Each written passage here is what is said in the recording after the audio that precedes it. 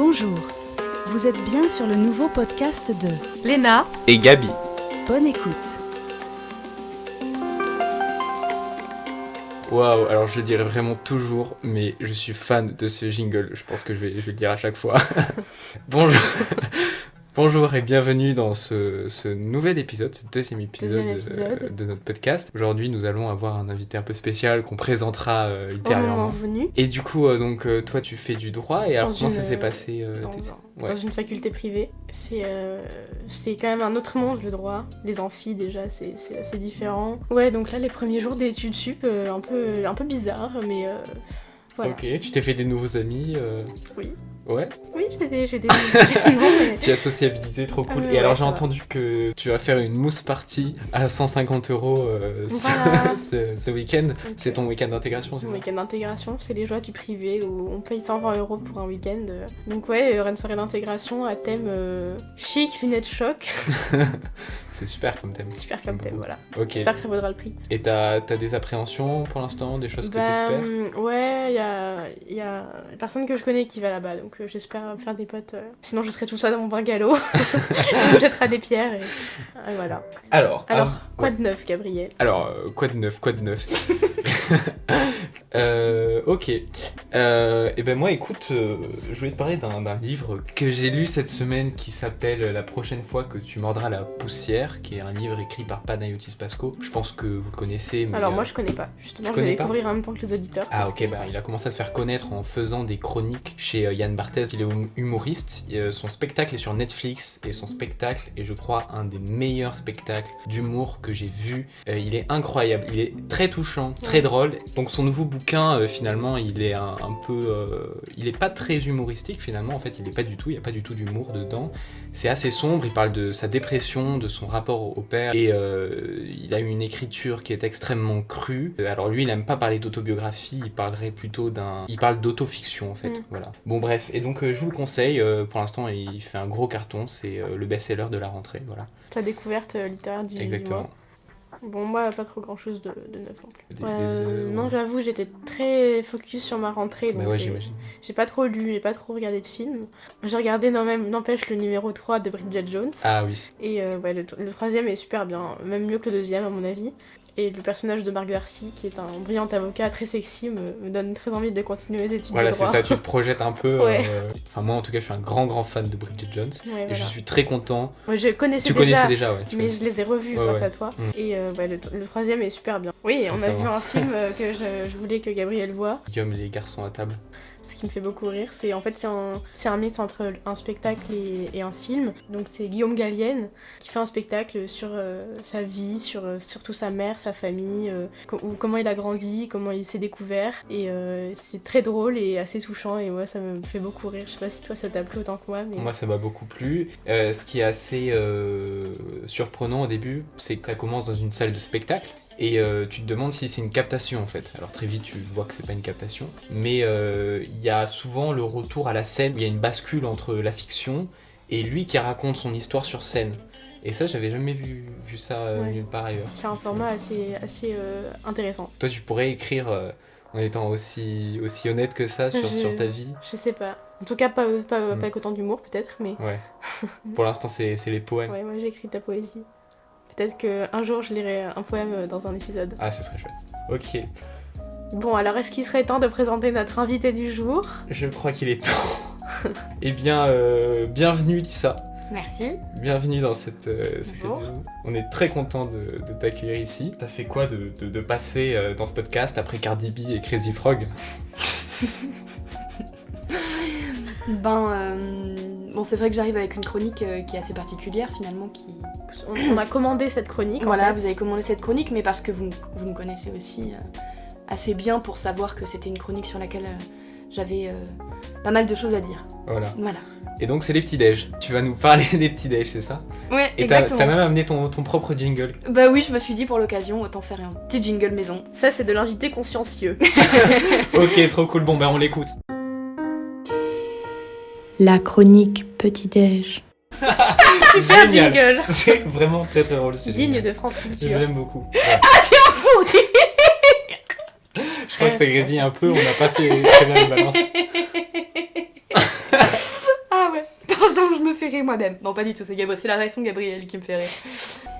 Alors bonjour, je m'appelle Lisa, mais pour cet épisode, attention, je me transforme en tartinette. Enchantée, tartinette. Alors je suis invitée dans le show de Gabi and Lena pour vous parler tartine. La tartine du matin. Qui ne s'est jamais dit tartine du matin, sourire quotidien? Ok, non. Et pourquoi alors est-il si important de bichonner son petit-déj? Idée reçue numéro 1. Le petit-déj, le repas le plus important de la journée. Alors oui, je vous l'accorde, ce n'est pas forcément pris au sérieux par tout le monde. Comme en témoignent les sondages, 76% des Français prennent un petit-déj très léger. Le café clope culte qui s'ensuit d'un caca bien lourd. Pour beaucoup de gens, ce n'est qu'une phrase, lancée au hasard, et à vrai dire, ces gens-là n'ont pas tort. Ah ouais? Aucune vraie étude nutritionnelle et diététique prouve qu'il est indispensable de passer par la case petit-déj. Si sur le plan physique donc le petit-déj ne semble pas obligatoire, sur le plan psychique, je crois qu'il est indispensable. Quoi de mieux que de commencer sa journée par se faire plaisir? Il est temps d'ouvrir les yeux sur ce repas qui est sans doute le plus fun de nos jours.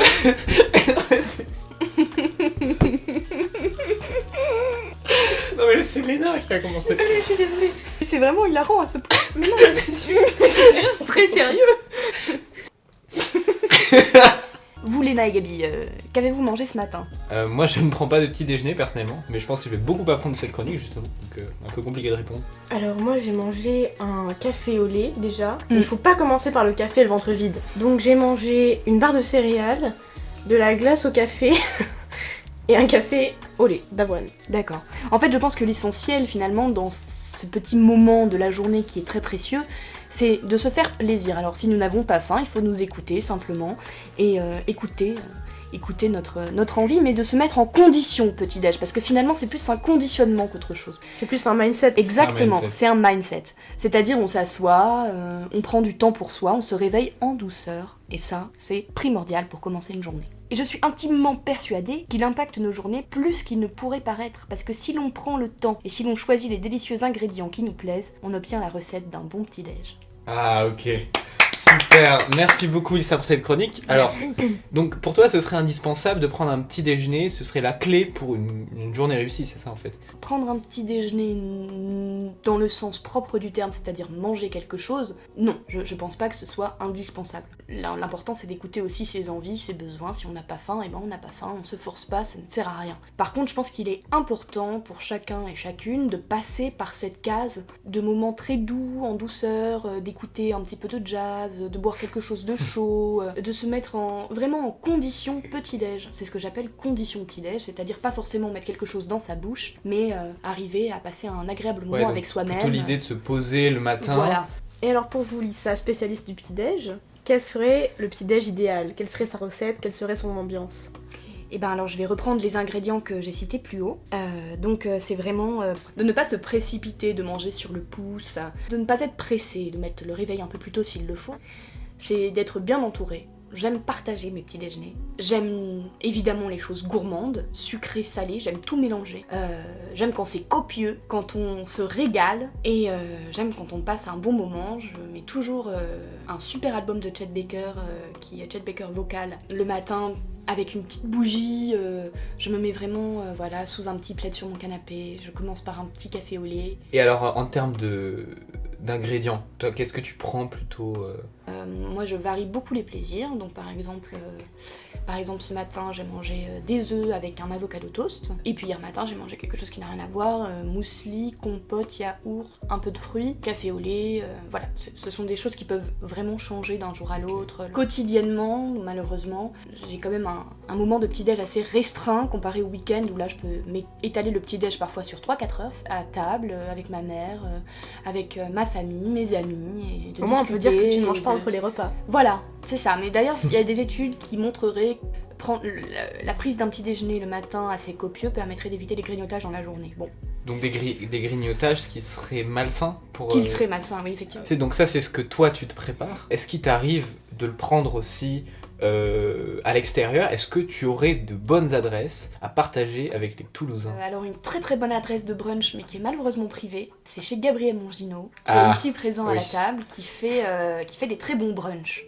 Parce que c'est vrai que qui dit plaisir du petit déjeuner, qui s'allonge, dit brunch. Brunch, forcément, on allait y venir. Mais alors pour les adresses petit-déj, évidemment j'en ai des tonnes. Déjà je conseille fortement la meilleure boulangerie de Toulouse selon moi, donc la boulangerie de la Concorde qui est délicieuse, qui fait des croissants à tomber par terre. Et ce que je vous conseille moi c'est de vous acheter des fruits au marché, framboises, fraises, pêches, des fruits de saison évidemment. Et d'aller chercher un petit croissant et de se mettre à la terrasse du café de la Concorde, commander un grand crème et manger son croissant et ses petits fruits avec une petite lecture ou des amis. Voilà, pour partager ce pour moment. observer les gens de la Concorde, Ou qui sont juste toujours pour agréables à observer, regarder. Effectivement. Sinon, un super restaurant à brunch qui s'appelle La Fiancée. Alors La Fiancée, il y en a un tout juste qui vient d'ouvrir à Saint-Cernin, je crois, juste à côté du lycée. Et puis surtout, il y en a un rue Gambetta, moi c'est le plus ancien que je connaissais, donc là c'est vraiment des brunchs très originaux. Et puis après, pour un petit-déj ou un brunch, vous avez évidemment l'adresse immanquable, le Florida, qui finalement ne revient pas si cher sur la belle place du Capitole. Mais par contre, ce que je conseillerais par contre à tous nos auditeurs, c'est de faire eux-mêmes leur brunch, parce que finalement, c'est bien plus sympathique de cuisiner avec vos amis, de mettre la main à la pâte, plutôt que d'aller dans des enseignes qui sont souvent bien trop chères pour ce qu'elles sont et pour ce qu'elles vous servent, alors que vous pouvez faire la même chose à la maison. Et alors, est-ce que, si on en parle, je peux vous lire, si vous le souhaitez, un poème que j'ai écrit à la suite d'un brunch? Ah évidemment. Ah Alors. ouais, super, génial. Il faut que je le trouve. Parce qu'il faut savoir que le brunch est devenu une tradition de notre groupe d'amis et que depuis un certain temps maintenant, nous faisons un brunch mensuel tous les mois. Mais on a quand même un livre d'or du brunch. Hein. On a quand même un livre d'or du brunch. Et Peut-être ce qu'un jour texte, on vous le lira ou on vous le montrera. Et donc tiré du livre d'or du brunch qui consiste en texte, en illustration et bien sûr en recettes de brunch. Alors, c'est un brunch du mois de mai puisqu'il y a un brunch par mois. Chaussons ronds pour retrouvailles joyeuses, des bons, des odeurs acquicheuses. Cuisson parfaite, car les vacances ça creuse. Nous avons eu ce soir des mets exotiques, le caraba, l'houmous et pas un seul moustique. Des gaufres, mais madame à la patate douce, et des pancakes doux comme de la mousse. Nous avons bu, mangé et ri, puis dansé pour faire passer tout ceci. Ce brunch nocturne, en somme, fêtait le printemps à grands coups de pommes. Ah oui, c'est Il est bien, oui, je le connaissais bien, super, ce ça brunch. rappelle beaucoup de souvenirs. Oui, et du coup là c'était un brunch nocturne. Voilà, Ouais. c'était le premier. Un brunch qui partait dans tous les sens, mais c'est ça qu'on a apprécié. Un brunch où on a pu manger des choses qu'on mange au petit déjeuner, manger des choses qu'on mange au repas, et puis boire des choses qu'on boit à l'apéro. Voilà, c'est ça. C'est vrai. Et du coup, toi, Lisa, est-ce que tu as une recette que tu aimes particulièrement, que tu aimerais nous partager aujourd'hui? Alors, oula, j'en ai beaucoup parce que j'aime beaucoup cuisiner, des petits déj d'ailleurs et d'autres choses. Peut-être qu'aujourd'hui, je vais vous partager une recette emblématique d'un pays que j'affectionne tout particulièrement, qui est l'Italie. Donc la parmigiana, c'est un plat salé, un plat qu'on mange seul parce qu'il est très consistant. C'est une sorte de lasagne aux légumes, mais extrêmement bonne. Alors pour ce plat, vous commencez par nettoyer vos aubergines, les éplucher et les découper en fines lamelles. De là, vous les saupoudrez de gros sel et vous les mettez à dégorger pendant toute une nuit. Donc vous allez voir qu'à ce moment-là, vos aubergines, elles vont un peu dégorger, il y a toute l'eau qui va sortir et ça va permettre d'enlever l'amertume. De là, vous les enfarinez et vous les mettez à frire. Ensuite, vous les mettez à refroidir dans un coin et vous préparez la sauce tomate. Alors pour la sauce tomate, je vous conseille la muti, qui est très bien, c'est de la pulpe de tomate rouge qui est très efficace et à laquelle vous pouvez soit ne rien ajouter du tout parce qu'elle se suffit en elle-même, soit rajouter peut-être un peu de sel, un peu de poivre, un peu de basilic, des petites tomates cerises pour les plus gourmands, et puis voilà, bien prête. Vous allez sortir votre plat à gratin, tapisser au fond les aubergines, mettre une couche de sauce tomate, et ensuite vous allez choisir 3 fromages, Parmigiano Reggiano, la mozzarella et pecorino. Donc ce mélange de 3 fromages est divin dans ce plat. Donc vous les mettez, vous les râpez, voilà, et puis ensuite vous répétez l'opération comme des lasagnes en fait, voilà, et vous finissez par une couche de sauce tomate et de fromage, et vous mettez au four pour 20 minutes à 180 degrés, et quand vous sortez ça du four, c'est un délice. Ok, merci de nous avoir partagé ta recette. Alors non, toi, dans la vie, évidemment, tu prends des petits déj, des brunchs et tu cuisines, mais pas manger. que. Non. Tu es lycéenne, tu es en Oui. terminale, Oui. et tu fais du théâtre. Oui, beaucoup. Et alors cette année, qu'est-ce que tu fais concrètement? Je tente le C3 du conservatoire à rayonnement régional de Toulouse. Donc le cycle 3, c'est vraiment le dernier cycle avant les cycles donc de réelle professionnalisation, où là c'est 25 heures par semaine. Il y a des débouchés? Alors, le mieux dans le théâtre, c'est de faire de longues études. C'est important parce que c'est au sein même des écoles ou des conservatoires que certains metteurs en scène et réalisateurs viennent chercher leurs comédiens et comédiennes. D'ailleurs, il y a beaucoup d'acteurs qui ne passent pas par le cursus de comédien.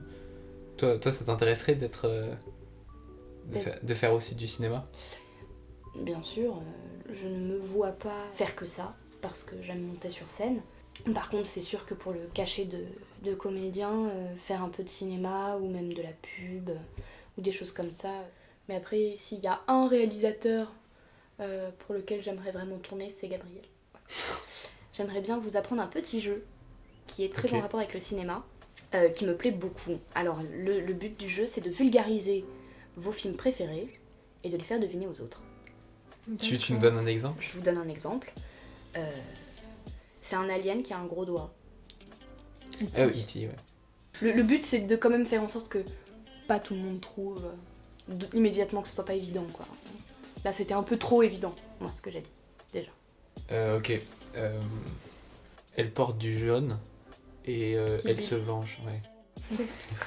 C'est trop facile. Il est chauve et il est très très énervé. C'est les choristes. Non. Bah non, le personnage Non, de Gérard il est Jugnot pas n'est pas non énervé. plus sanguin, il est très très sanguin. 12 Angry Men. Je pensais pas à 12 Angry Men. Non, c'est un film, je vous donne un indice. C'est un gros indice.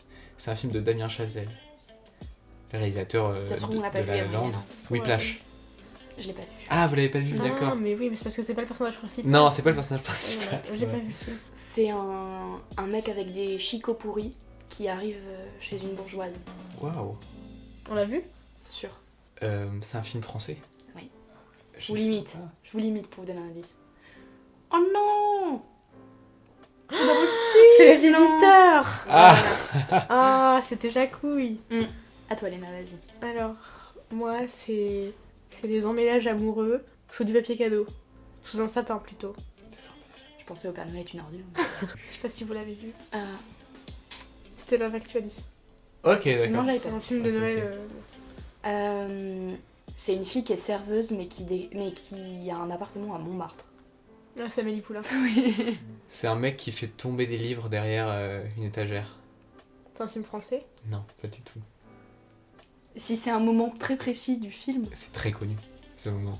C'est un mec qui fait tomber des livres derrière une étagère pour faire passer un message. Si, c'est Interstellar. Ouais, c'est Interstellar. C'est un nerveux qui conduit des gens à New York. Taxi Driver. Ouais. On peut faire des séries aussi, si vous voulez. Ok.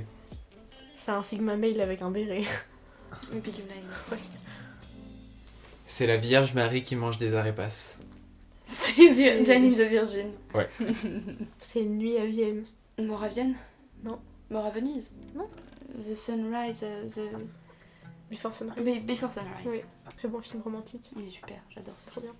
Bon, alors cet épisode se finit. Et terminé. C'était pour dire un synonyme. Ah, il faut dire ainsi, mais c'était pas clair. Tu finis une phrase et tu me fais. Et terminé. On va donc conclure cet épisode. Voilà. Pour le prochain épisode, on va faire gagner une Tesla. Alors, n'hésitez pas à nous envoyer vos numéros de carte bancaire. Comme ça, on peut... Vos RIB, Et vos RIB. ainsi que vos codes. Voilà. Et vos codes ENT. Vos codes ENT. Voilà. À bientôt dans un prochain épisode. Ciao!